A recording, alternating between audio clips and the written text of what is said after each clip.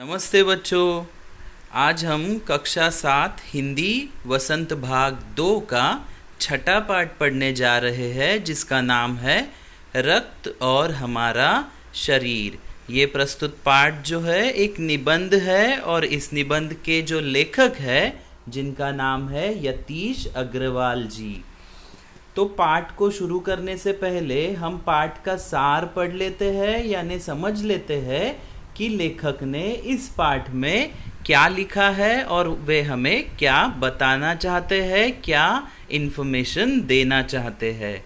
तो चलिए हम पाठ का सार शुरू करते हैं। देखिए, प्रस्तुत पाठ में रक्त यानी खून और उसकी कमी से होने वाली बीमारियों, खून की संरचना, खून बहने पर किए जाने वाले उपायों, इन बीमारियों से बचने के लिए पोषक आहार तथा ब्लड बैंक के विषय में जानकारी दी गई है। अनिल की बहन दिव्या हमेशा थकान महसूस करती है, उसे भूख कम लगती है और उसका मन भी किसी काम में नहीं लगता। डॉक्टर को दिखाने पर पता चला कि दिव्या के शरीर में खून की कमी है। वे उसका ब्लड टेस्ट यानी खून की जांच करवाने का निर्देश देते हैं। जब अनिल दिव्या को खून की जांच के लिए ले जाता है तो उसे देखकर खुशी होती है कि अस्पताल में जो डॉक्टर दीदी खून की जांच करती है वे अनिल को जानती है। वे दिव्या के खून का नमूना लेती है और अगले दिन रिपोर्ट लेने आने को कहती है।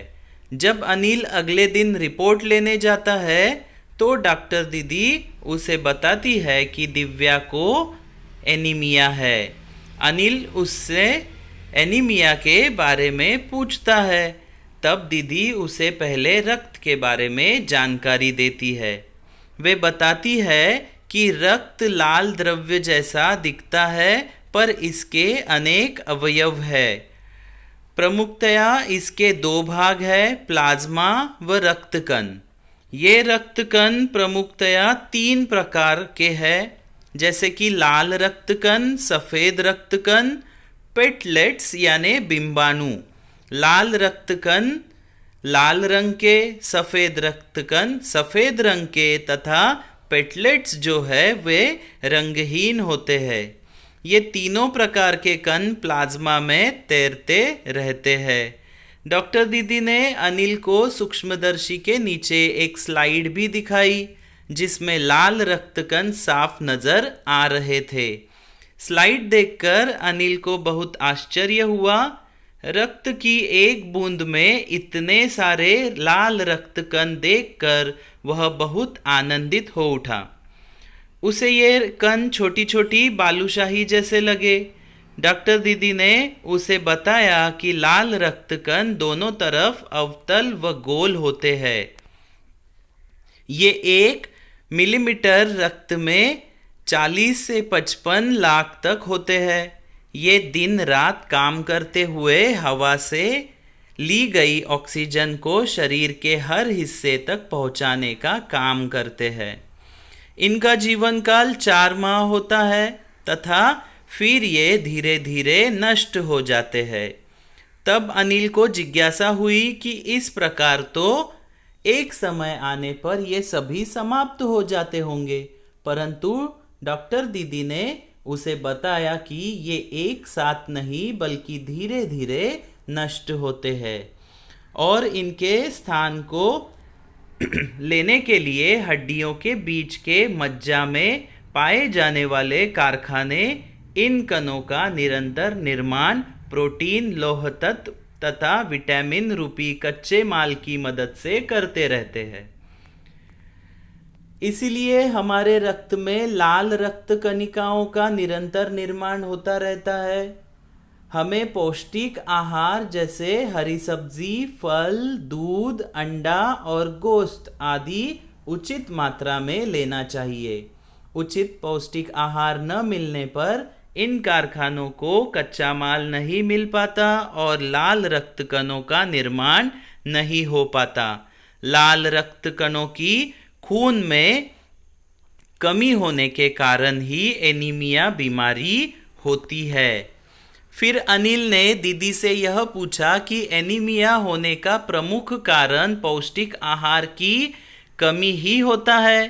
तब दीदी ने उसे बताया कि इसका एक दूसरा कारण पेट में कीड़े होना भी है, जो कि दूषित जल व दूषित खाद्य पदार्थों के शरीर में प्रवेश करने के कारण होता है। अतः दीदी उसे साफ सफाई से बने गए खाद्य पदार्थ ग्रहण करने की सलाह देती है।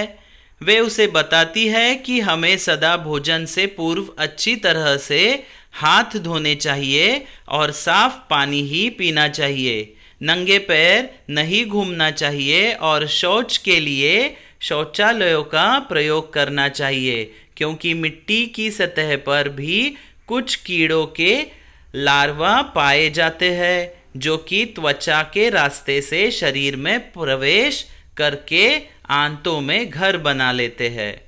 फिर अनिल दीदी से पेटलेट यानी बिंबाणु और सफ़ेद रक्त कणिकाओं के काम के बारे में पूछता है।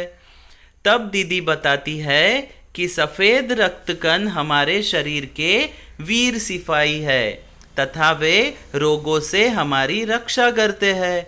पेटलेट्स यानी बिंबाणु जो है वो चोट लगने पर खून के जमने की क्रिया में मदद करते हैं। प्लाज्मा में पाई जाने वाली एक प्रोटीन चोट पर एक मकड़ी का सा जाल बना देती है और पेटलेट्स जो है यानी बिंबाणु जो है उस जाल में चिपककर खून बहने से रोकते हैं। फिर अनिल पूछता है कि यदि गहरी चोट लगे तो बहते हुए खून को रोकने के लिए क्या करना चाहिए। उत्तर में दीदी बताती है कि इस स्थिति में व्यक्ति को डॉक्टर के पास शीघ्र ले जाना चाहिए ताकि डॉक्टर उसकी चोट पर टांके लगा सके, परंतु तब तक चोट पर साफ कपड़ा कस कर बांधना चाहिए ताकि दबाव के कारण खून का बहना बंद हो जाए और बहुत अधिक रक्त बहने पर व्यक्ति को खून चढ़ाया जाना चाहिए। फिर दीदी अनिल को बताती है कि सबका खून एक समान नहीं होता, वह मुख्यतः 4 प्रकार का होता है। जरूरतमंद व्यक्ति के रक्त समूह की जांच करके ही उससे वह रक्त चढ़ाया जाता है जो उसके अपने रक्त समूह से मिलता हो। अंत में दीदी अनिल को ब्लड बैंक के विषय में बताती है। यदि किसी व्यक्ति को उसके अपने रक्त समूह का रक्त न मिले तो ऐसे में अस्पतालों में ब्लड बैंक होते हैं जहां हर रक्त समूह का रक्त तैयार रखा जाता है। आपातकाल में यह रक्त जरूरतमंद व्यक्तियों को चढ़ाया जाता है। इन ब्लड बैंकों में रक्त भंडार संरक्षित रखने हेतु हमें समय समय पर रक्तदान करना चाहिए। तब अनिल उनसे पूछता है कि क्या वह भी रक्तदान कर सकता है। इस प्रश्न का उत्तर देते हुए दीदी कहती है कि केवल 18 वर्ष से अधिक आयु के स्वस्थ व्यक्ति ही रक्तदान कर सकते हैं और अनिल अभी बहुत छोटा है। एक स्वस्थ व्यक्ति से रक्तदान के समय एक बार में कुल 300 मिलीलीटर रक्त ही लिया जाता है। मानव शरीर में कुल 5 लीटर खून उपस्थित होता है। इसमें से यदि कुछ मिलीलीटर रक्तदान भी कर दिया है तो शरीर में कोई कमजोरी नहीं होती। यह सुनकर अनिल बहुत खुश होता है तथा बड़ा होने पर नियमित रक्तदान करने की शपथ लेता है। उसकी इस बात पर डॉक्टर दीदी उसे शाबाशी देती है। तो इस प्रकार ये था पाठ का सारांश। इससे हमें पता चलता है कि इस पाठ में ये जो निबंध स्वरूप पाठ जो है इसमें हमें रक्त के बारे में यानी खून के बारे में जो इन्फॉर्मेशन है दी गई है, जानकारी दी गई है। तो रक्त किन प्रकार का होता है, रक्त में और क्या क्या होता है, रक्त जैसे कि हमारे जीवन के लिए कितना उपयोगी है और हमें रक्तदान क्यों करना चाहिए, रक्त जहाँ पे स्टोर करके रखा जाता है यानी ब्लड बैंक्स जो रहती है तो वो क्यों रहती है, उसका काम क्या है, ये सब चीज़ें हमें इस पाठ में लेखक ने बताई है। तो चलिए हम अब पाठ के ओर बढ़ते हैं। हमारा ये जो पाठ है जिसका शीर्षक जैसे कि आप जानते हैं रक्त और हमारा शरीर। तो देखिए हम पाठ को शुरुआत करते हैं। दिव्या अनिल की छोटी बहन है। यो तो वह शुरू से ही कमज़ोर है, लेकिन इधर कुछ दिनों से उसे हर समय थकान महसूस होती रहती है। मन किसी काम में नहीं लगता, भूख भी पहले से कम हो गई है। अस्पताल में उसे डॉक्टर ने देखा तो कहा लगता है दिव्या के शरीर में रक्त की कमी हो गई है। जांच कराकर देखते हैं। यह कहकर उन्होंने दिव्या को रक्त की जांच के लिए पास के एक कमरे में भेज दिया। वहां अनिल को अपनी ही जान पहचान की डॉक्टर दीदी दिखाई दी। डॉक्टर दीदी ने कहा, कहो अनिल कैसे आना हुआ। अनिल ने बताया कि डॉक्टर ने दिव्या को खून की जांच के लिए आपके पास भेजा है। तो देखिए यहाँ पे इस परिच्छेद में हमें क्या बताया है लेखक ने कि अनिल नामक एक लड़का है, उसकी बहन है, छोटी बहन जिसका नाम दिव्या है। अब दिव्या कुछ कमज़ोर सी है, बीमार है, उसको थकान महसूस हो रही है, तो इसलिए अनिल उसे डॉक्टर के पास लेकर जाता है। डॉक्टर के पास जाने के बाद डॉक्टर उसे कहते हैं कि इसके शरीर में रक्त की कमी है, तो पहले हमें इसके रक्त की जांच करनी पड़ेगी। और जांच करने के लिए पास के ही एक कमरे में अनिल को उसकी बहन के साथ डॉक्टर भेज देते हैं। वहाँ पर जाने पर अनिल को पता चलता है कि वहाँ पर जो रक्त की जांच करने वाली डॉक्टर दीदी है वो अनिल की पहचान वाली थी। और वहाँ पर जाकर फिर अनिल बताता है कि मैं दिव्या को लेकर आया हूँ उसकी रक्त की जांच कराने के लिए। तो आगे देखिए। इतना सुनते ही डॉक्टर दीदी ने दिव्या की उंगली से रक्त की कुछ बूंदें एक छोटी सी शीशी में डाल दी और स्लाइड पर लगा दी। फिर अनिल से बोली, अनिल तुम कल अस्पताल से रिपोर्ट ले जाना। अगले दिन अस्पताल पहुंचकर अनिल ने डॉक्टर दीदी के कमरे के दरवाजे पर दस्तक दी। भीतर से आवाज आई, आ जाओ। अनिल ने कमरे में प्रवेश किया तो पाया डॉक्टर दीदी सूक्ष्मदर्शी द्वारा एक स्लाइड की जांच कर रही थी। दीदी के इशारे से वह पास रखी एक कुर्सी पर बैठ गया। स्लाइड की जांच पूरी होने पर डॉक्टर दीदी ने साबुन से हाथ धोए और तौलिए से पोंछते हुए बोली, अनिल दिव्या को एनीमिया है, चिंता की बात नहीं, कुछ दिन दवा लेगी तो ठीक हो जाएगी।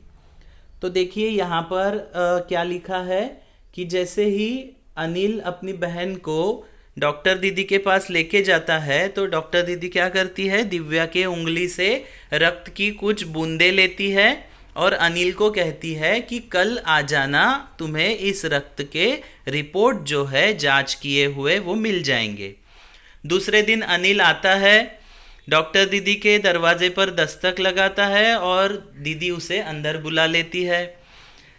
जब अनिल अंदर जाता है तो डॉक्टर दीदी एक सूक्ष्मदर्शी के नीचे स्लाइड्स पर रखे कुछ रक्त के जो सैंपल थे वो जांच कर रही है। तब तक अनिल वहाँ पे बैठा रहता है। जब दीदी का काम खत्म होता है वो हाथ धोकर हाथ पोंछते हुए आती है और अनिल को बताती है दिव्या को क्या है, एनीमिया है।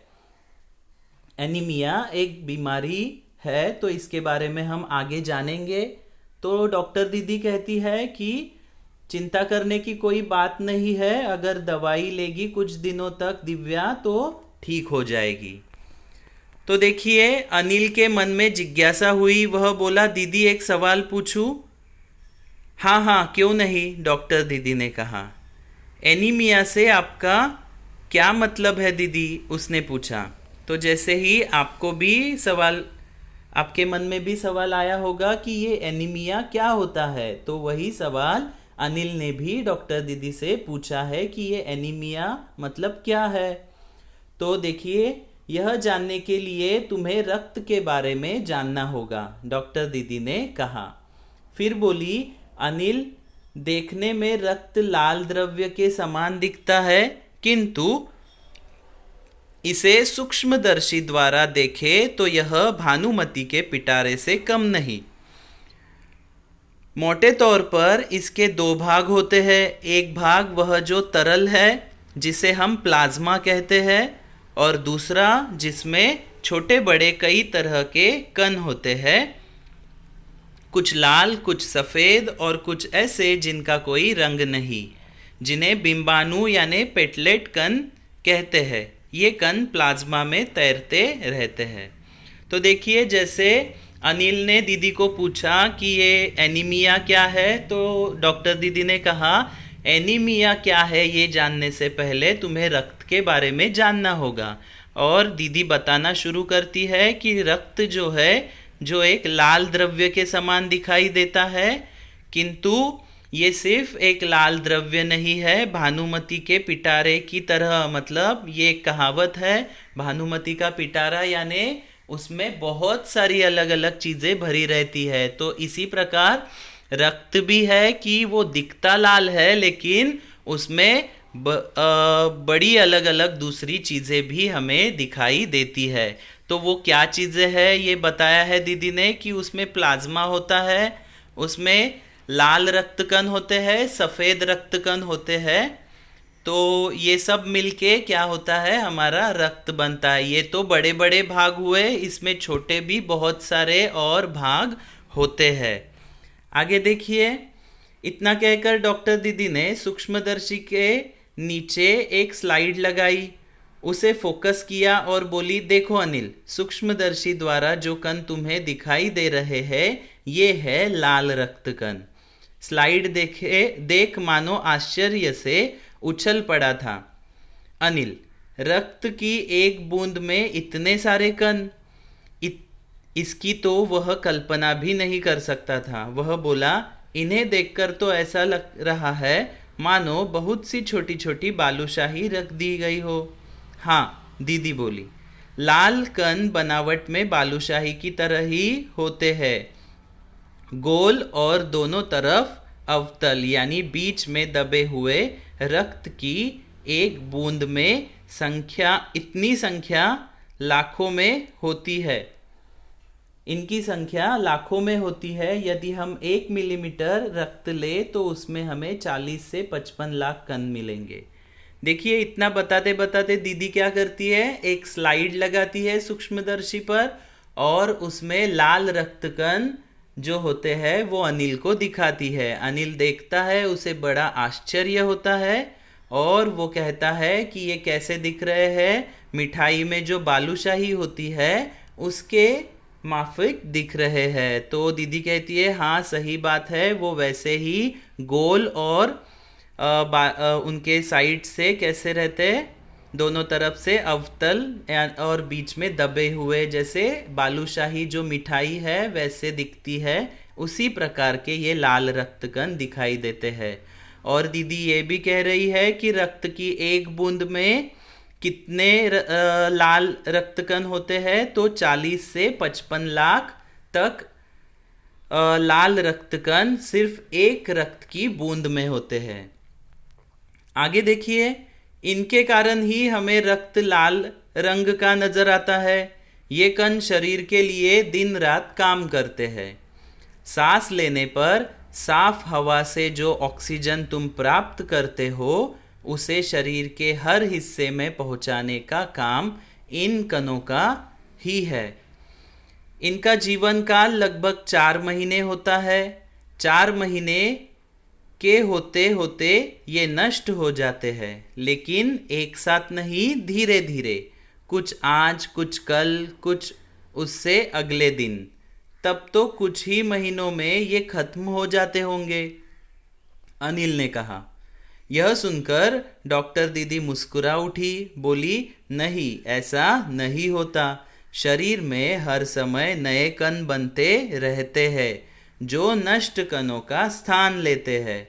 हड्डियों के बीच के भाग यानी मज्जा में ऐसे बहुत से कारखाने होते हैं जो रक्त कणों को निर्माण करने का कार्य करते हैं। इसके लिए इन कारखानों को प्रोटीन, लौह तत्व और विटामिन रूपी कच्चे माल की ज़रूरत होती है। देखिए अब यहाँ पर डॉक्टर दीदी क्या कह रही है कि हमें रक्त लाल क्यों दिखाई देता है, क्योंकि एक बूंद में कम से कम 40 से 50 इधर दिया था लाख कण उपलब्ध होते हैं, तो इन्हीं के कारण रक्त कैसा दिखता है, लाल दिखता है।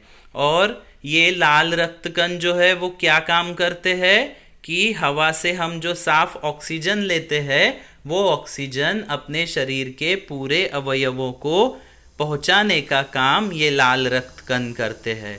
अभी लाल रक्त कण जो है वो 4 महीने तक लगभग रहते हैं, उसके बाद वो नष्ट होते जाते हैं। मतलब उनका जो कार्यकाल है वो 4 महीने का है, उसके बाद वो मरते जाते हैं।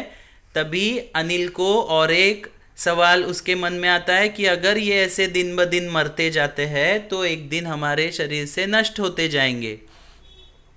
तो दीदी ने कहा है कि नहीं, जैसे जैसे वो नष्ट होते जाते हैं वैसे उतनी ही मात्रा में नए रक्तकण पैदा होते जाते हैं। और इनको बनाने का काम कौन करता है, हमारे हड्डी के बीच में जो मज्जा होता है वहाँ पर ये लाल रक्तकण बनाने का कारखाना होता है। और ये जो मज्जा है इसमें उसकी मतलब लाल रक्तकण बनाने की जो उसकी ताकत है ये बढ़ाने का काम कौन करता है, प्रोटीन, लौह तत्व और विटामिन करते रहते हैं, जो हमें हमारे आहार से यानी खाने से मिलते हैं। यह पौष्टिक आहार लेते हो, हरी सब्जी, फल, दूध, अंडा और गोश्त में ये तत्व उपयुक्त मात्रा में होते हैं। यदि कोई व्यक्ति उचित आहार ग्रहण नहीं करता तो इन कारखानों को आवश्यकतानुसार कच्चा माल नहीं मिल पाता। नतीजा यह होता है कि रक्त कण बन ही नहीं पाते, रक्त में इनकी कमी हो जाती है। लाल कणों की इसी कमी को एनीमिया कहते हैं। तो क्या संतुलित आहार लेने मात्र से हम एनीमिया से बच रह सकते हैं, अनिल ने सवाल किया। दीदी बोली हाँ, यह कहना काफ़ी हद तक सही होगा। यो तो एनीमिया बहुत से कारणों से हो सकता है, किंतु हमारे देश में इसका सबसे बड़ा कारण पौष्टिक आहार की कमी है। इसके अलावा इस रोग का एक और बड़ा कारण है पेट में कीड़ों का हो जाना।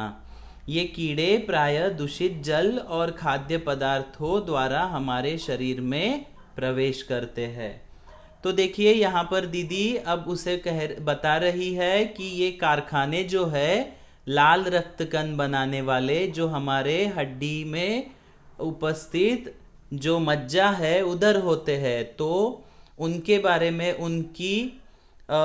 उनके बारे में बताया है कि वो जो मज्जा है वो कारखाना जो है जहाँ पर लाल रक्तकण बनते हैं, ये सही तरीके से लाल रक्तकण बनाए, इसलिए हमें पौष्टिक आहार लेना चाहिए। उसमें सब्जी, फल, दूध, अंडा, गोश्त ये सब उपयुक्त मात्रा में खाना चाहिए।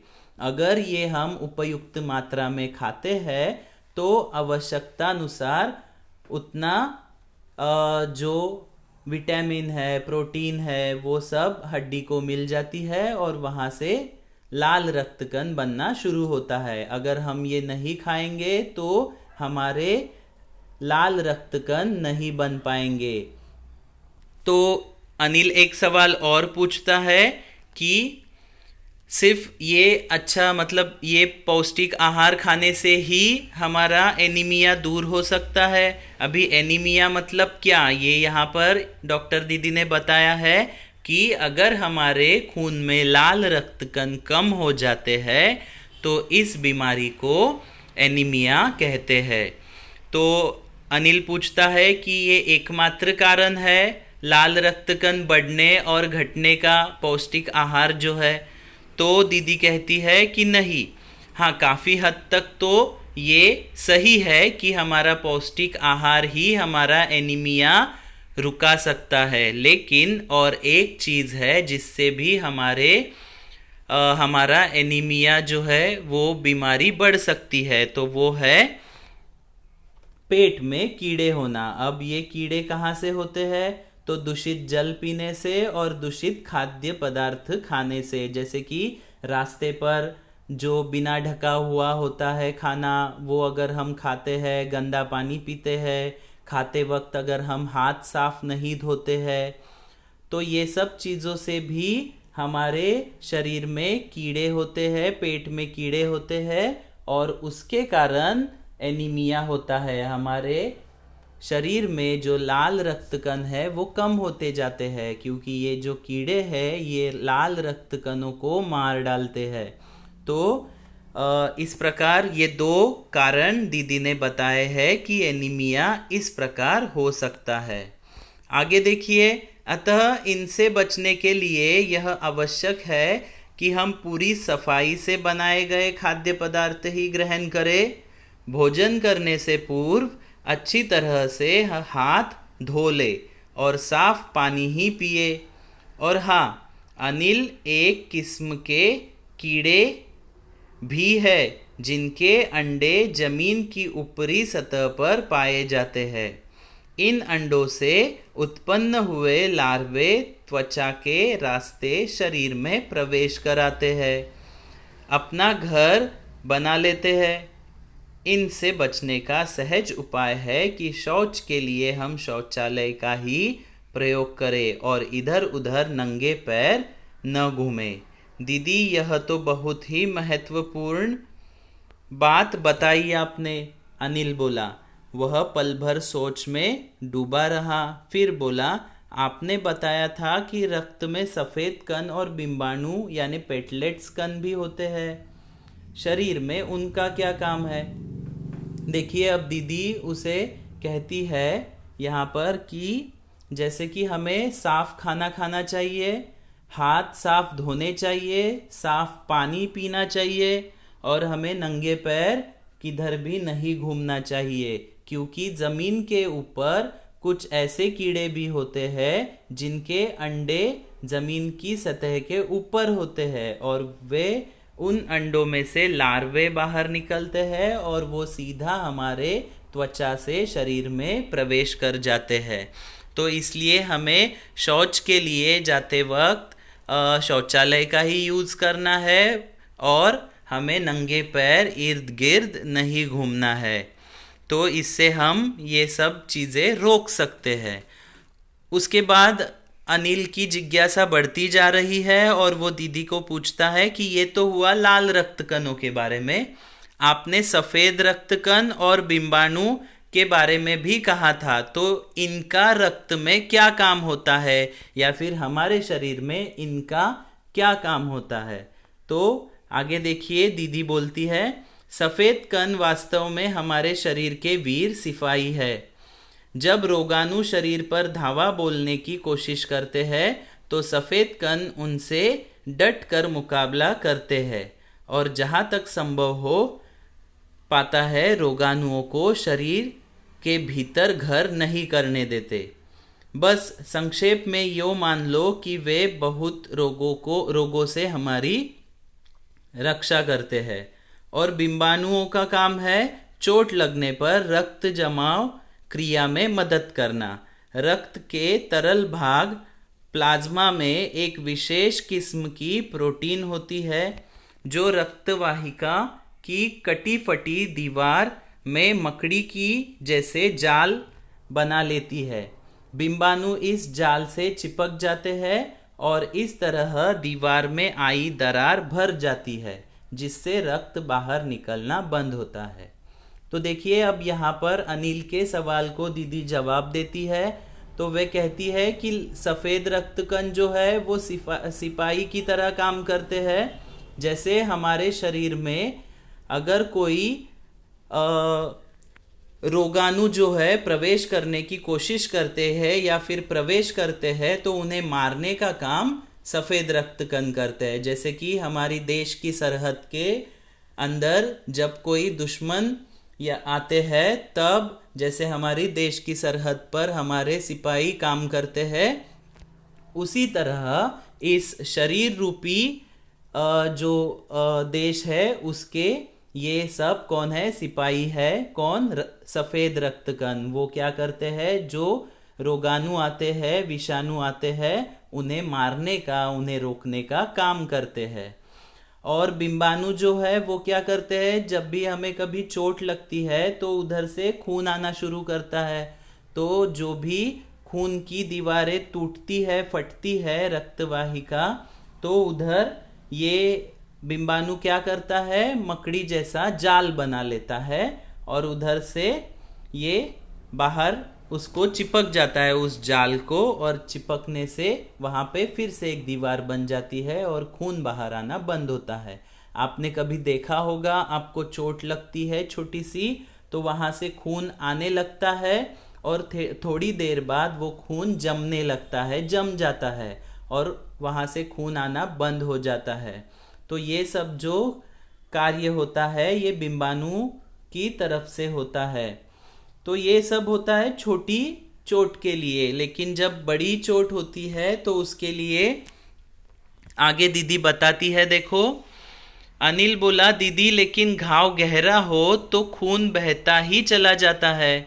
हाँ, ऐसे समय में उस व्यक्ति को जल्दी से डॉक्टर के पास ले जाना चाहिए।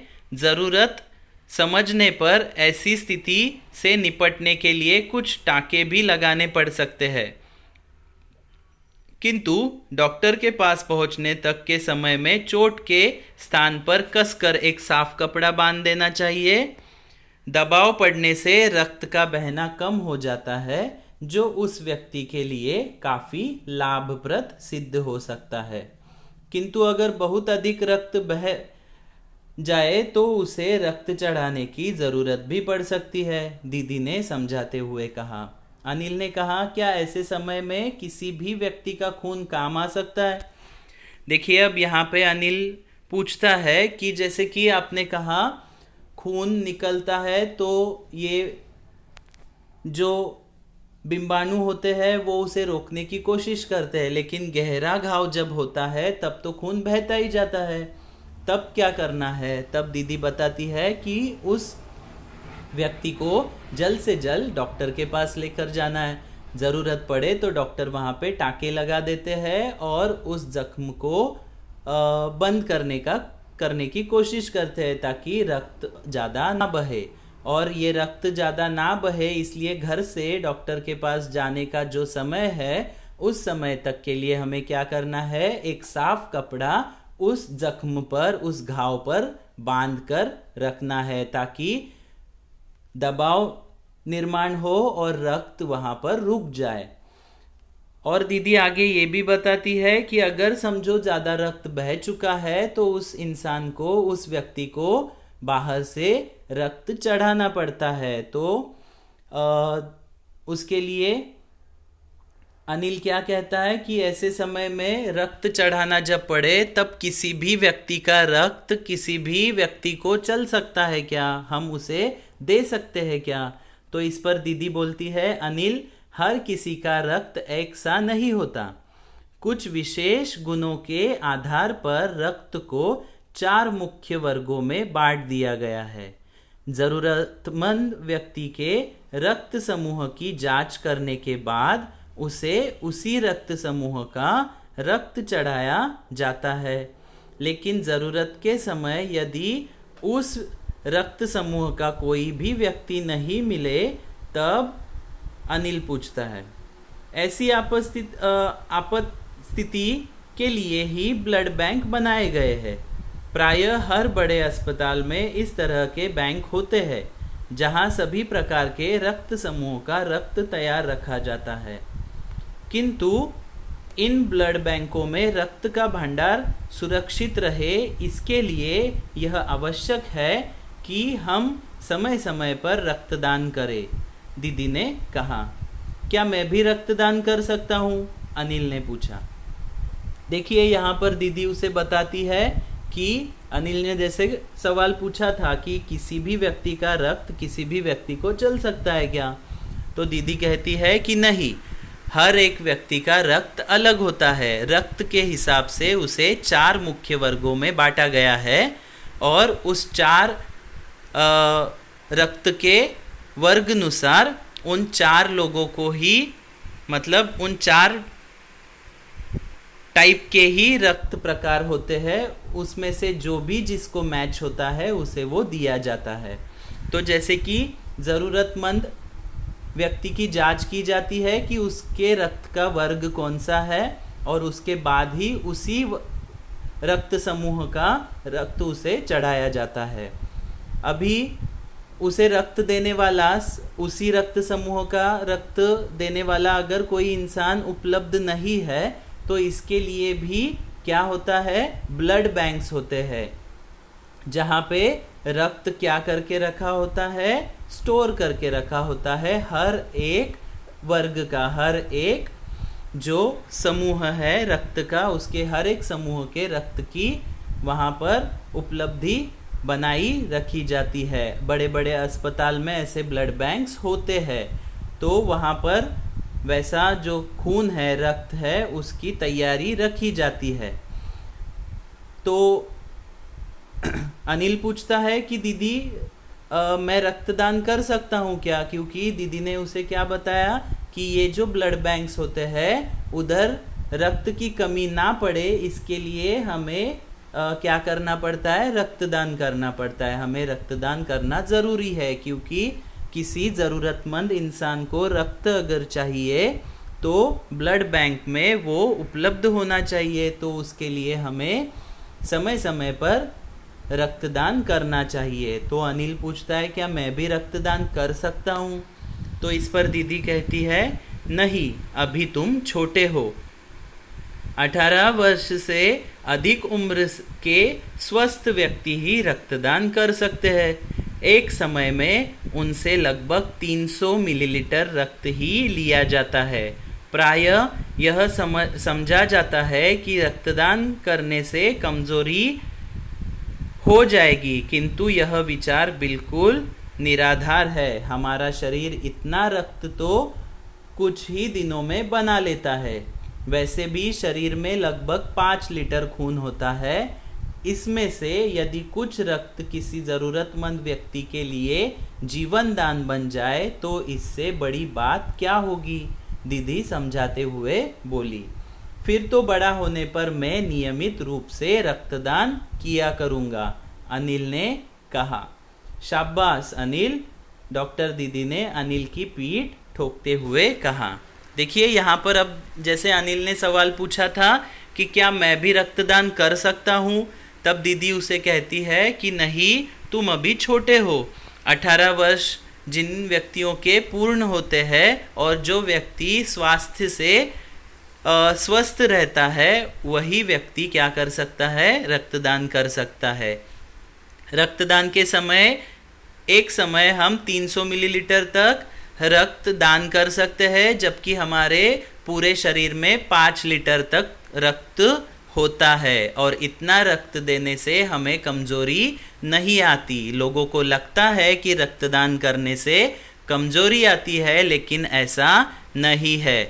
तो दीदी कहती है कि अगर हमारा 5 लीटर में से कुछ मिलीलीटर रक्त देने से किसी को जीवन मिलता है तो इससे बड़ी बात और क्या हो सकती है। तो हमें नियमित रूप से रक्तदान करना चाहिए।